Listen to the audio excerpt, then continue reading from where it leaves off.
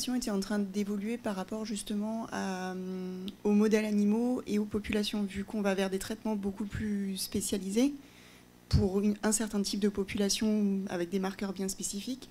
Comment est-ce qu'on applique ça à des modèles animaux qui ne vont pas du tout être représentatifs de la maladie ou de la population cible, alors que c'est demandé pour avoir le droit de la tester, la molécule? Donc est-ce qu'il y a des évolutions dans la législation de ce côté-là? On va dire que la législation sur l'expérimentation animale, d'une manière générale, a évolué.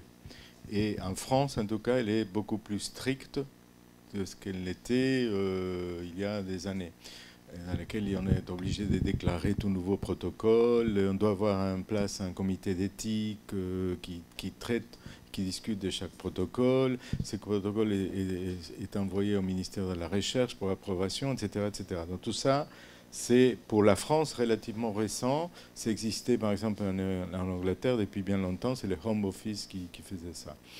Là où je pense que la législation n'a pas avancé, c'est sur les aspects d'utilité du modèle animal.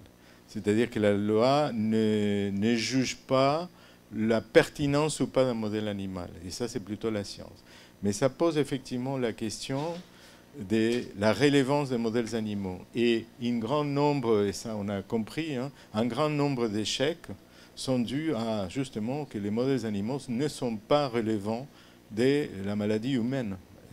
Alors, la question, c'est pourquoi on fait l'expérimentation animale. Ce n'est pas pour s'acharner sur les pauvres bêtes, mais c'est parce qu'on a, rien que pour les aspects des toxicités, des pharmacocinétiques et de savoir si dans un organisme vivant, la molécule arrive à la cible et, par exemple, l'inhibiteur de l'enzyme et inhibe l'enzyme, c'est très important de le savoir. Ça, on ne peut pas le faire dans un modèle cellulaire simple.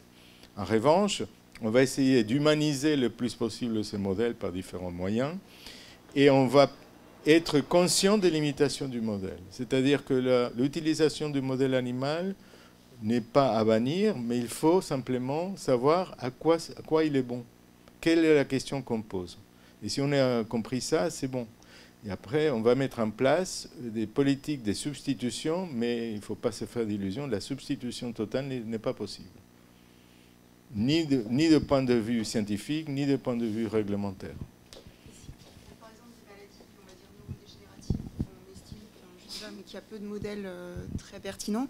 Est-ce qu'avant d'avoir le droit de le tester sur des patients qui ont besoin de traitement, est-ce qu'on a besoin d'avoir des preuves de concept animal avant ou pas? Mais si on n'a pas confiance dans le modèle animal, la réponse est non. Et la réponse est, on peut amener la molécule à risque, mais le risque augmente aussi. Donc il faut savoir où on met la balance. Et c'est ça le problème. Donc c'est un risque que les Bah, ça dépend, si. Des fois là, l'échec que je viens de vous parler, c'était un risque, effectivement. Parce qu'il n'y avait aucun modèle relevant chez l'homme, chez l'animal.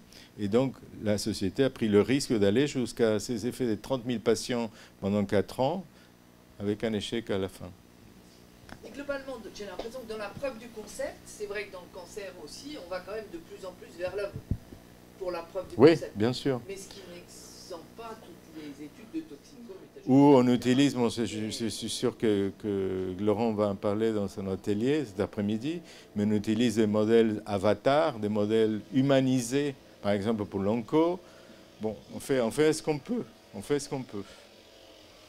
Dernière question. Donc, je voudrais demander une question par rapport à une démarche pour la conception des médicaments. Si c'est déjà utilisé dans la médecine traditionnelle. Par exemple, on connaît que cette plante est efficace dans telle pathologie. Après, on a trouvé une molécule qui est vraiment principe actif qui était chez la plante. On l'utilise et on le fait toujours. Par exemple, GSK a un Moi, j'ai le groupe, cannabis en tête parce que... Ouais, ça, c'est pour d'autres raisons. C'est devenu un Ça, c'est pour médicament. d'autres raisons. On ne va pas en parler ici. Mais, par exemple, GSK a un groupe de recherche de GSK en Chine qui est basé sur la médecine traditionnelle chinoise. avec une bibliothèque des molécules issues des plantes médicinales, etc. Donc on l'utilise. C'est pas évident de l'utiliser parce que des points de vue chimiques, c'est pas évident il y a toujours des problèmes d'extraction, d'identification de quelle est la molécule active, la produire en grande quantité. Enfin, il y a beaucoup de problèmes associés. Mais effectivement, on l'utilise notamment pour identifier de nouvelles cibles. Donc, il y a des problèmes pour breveter les principes actifs s'ils sont déjà existants dans... Je ne crois pas qu'il y ait des problèmes. Si on identifie les principes actifs d'une plante, par exemple, et qu'on dit l'activité bénéfique, c'est dû à telle molécule, vous pouvez revendiquer ça dans votre brevet.